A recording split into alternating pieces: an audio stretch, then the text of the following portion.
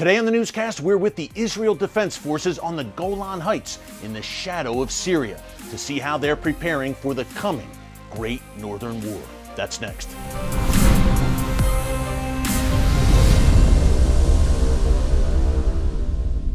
Hey folks, Erick Stakelbeck here. Welcome to the Watchman Newscast. You could say that the eyes of the world have been focused on Gaza over the past 2 months in the wake of the latest Hamas terror war against Israel. Now, clearly a serious threat developing in the Gaza Strip. Not only developing, it has been a persistent threat for well over a decade now. Two Iranian proxies, Hamas, which rules Gaza with an iron fist, and also Palestinian Islamic Jihad. Folks, they are both armed to the teeth with thousands of rockets. And as they showed in the latest conflict back in May, those rockets have increasingly improved in terms of range, payload, and the amount of devastation that they can cause. So Gaza remains a persistent thorn in Israel's side, but the real threat, the even graver threat, and not to downplay what's happening in Gaza, but a much greater threat is developing to Israel's north in the form of Hezbollah in southern Lebanon and the Iranian regime entrenching itself, or at least attempting to entrench itself in Syria at Israel's northern doorstep. We have told you many times here on the Watchman Newscast about the coming Great Northern War, where Israel will be forced to face off with this existential threat to the north that has developed. Hezbollah with some 150,000 rockets and missiles pointed at every inch of Israel, and the Iranian regime attempting to supply Hezbollah through Syria with precision-guided missiles, which they do exactly what their name says, folks. They could hit targets throughout Israel with great pinpoint accuracy. Obviously, this is a red line for Israel and the Israel Defense Forces. They will not allow this. This is one reason why Israel, Iran, Hezbollah are on a collision course in Syria and Lebanon. So, with such a serious threat gathering, and by the way, Hamas and Islamic Jihad will throw their hats in the ring as well when this northern war breaks out, not to mention the other charter members of the Iranian Ring of Fire, which surrounds Israel right now. I'm talking about the Houthis in Yemen to the south, Iraqi Shia militias to the east. So it is going to be a serious, serious challenge for Israel. How are the Israel Defense Forces preparing? Well, I've been very fortunate here for the Watchman TV show and the newscast to spend time with the Israel Defense Forces over the past few years on live fire drills. Now today, we want to take you to the Golan Heights, right along Israel's border with Syria, where some of the hottest fighting will undoubtedly take place. We joined the Israel Defense Forces last year. It was in the wintertime for a late night drill. It was around midnight and we were on the Golan. It was a tank drill with the IDF. Harsh conditions, very cold, but hey, Israel is working very hard. They see what is coming. They are prepared. Folks, I want you to know that the IDF is drilling and preparing constantly for what they know is coming. It's a question not of if, but when.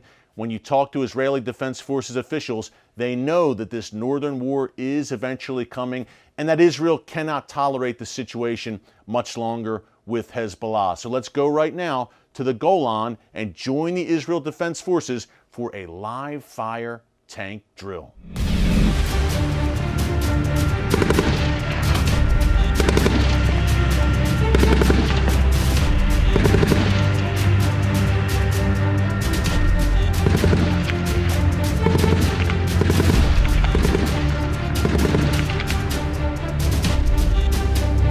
Hey everyone, Erick Stakelbeck here. We are on the Golan Heights near the Syria border at a live fire drill with the Israel Defense Forces, a nighttime drill. It's cold out here on the Golan, but the brave soldiers of the IDF are here. They're training in particular for the Hezbollah threat out of Lebanon. We're here with Noah right now. Rugged terrain, as you can see. Noah, you're taking us right now to a D9. Yeah, D9. Tell everyone what that is and why it's so important for the IDF.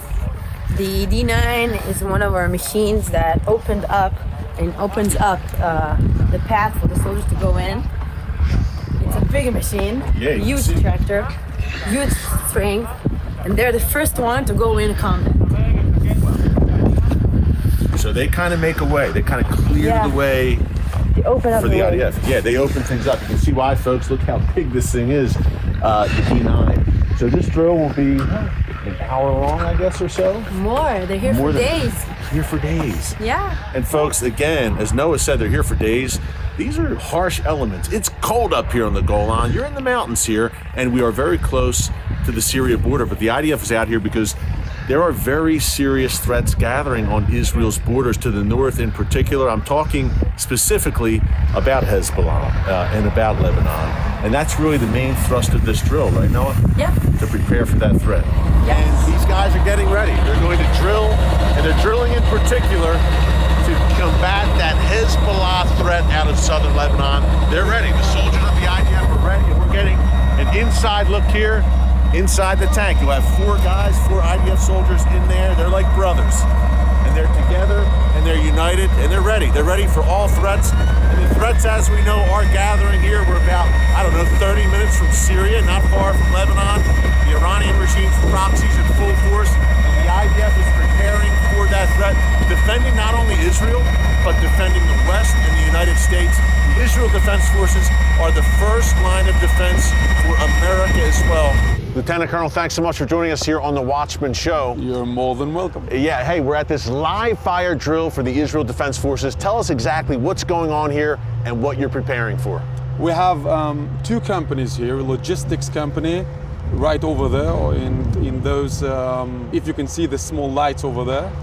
And we have tanks. Tanks are completely in the dark, and also infantry and combat engineering in a combined drill meant to simulate as close as possible the challenges that they're going to meet in war. I really believe that one of the greatest duties that a commander has towards his subordinates are to get them ready for war, to allow them to be in situations that will make them ready, that will allow them to imagine the challenges of war. Yeah. There is nothing like a actual combat experience, but I really think that in this cold, muddy night, we have the conditions to do our best, our absolutely best. We're taking it super seriously, and guys are over there in a long drill. They're gonna stay in these conditions on their gears all week long, and they're working hard, and they're getting ready. In particular, look, there's a serious threat in southern Lebanon. We have Hezbollah there. Mm-hmm. That has to be I would think, one of the major threats that you're training for with this drill. That's absolutely right. I mean, when you're trying to simulate real combat conditions, I think that one of the biggest challenges that you have is to allow your people to experience through as close as possible conditions the challenges that they're going to meet over there north to the border. Sure. Hezbollah seems to present kind of a unique challenge. They've been in Syria getting battlefield experience there.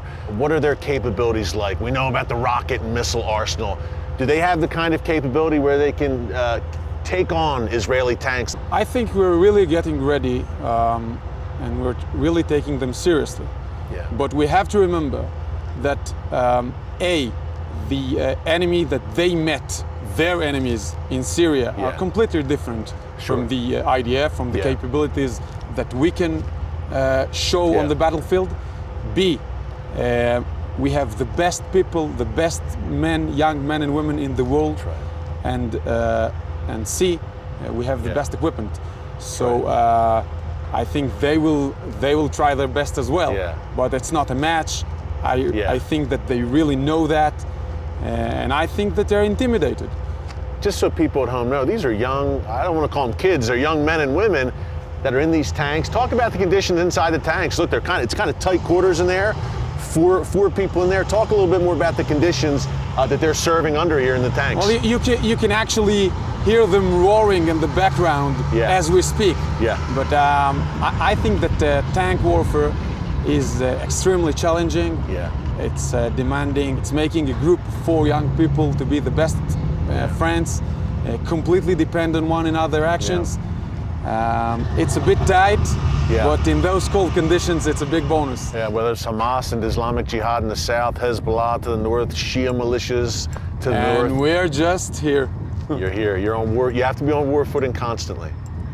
That's right. Yeah, but you're That's ready right, to roll. and we're really doing our best. Yeah. Well, good luck with the live fire drill. Thanks so much for joining us, Lieutenant Colonel. Thank we you, appreciate Eric. it. Thank you. Thanks again to the IDF for giving our Watchman team exclusive access to that live fire tank drill. Folks, as you can see, Israel is prepared for what is coming. If you like that segment, you can watch more on our Watchman TV show. That segment originally aired on the TV show, which airs on TBN every week, 30 minutes of The Watchman. If you like the newscast, you'll love the TV show. It is an extended version of what we do here with a lot of on-the-ground reporting from the Middle East every Thursday night, 10 p.m. Eastern Time, Fridays at 6:30 p.m. Eastern Time on TBN, the world's largest Christian television network.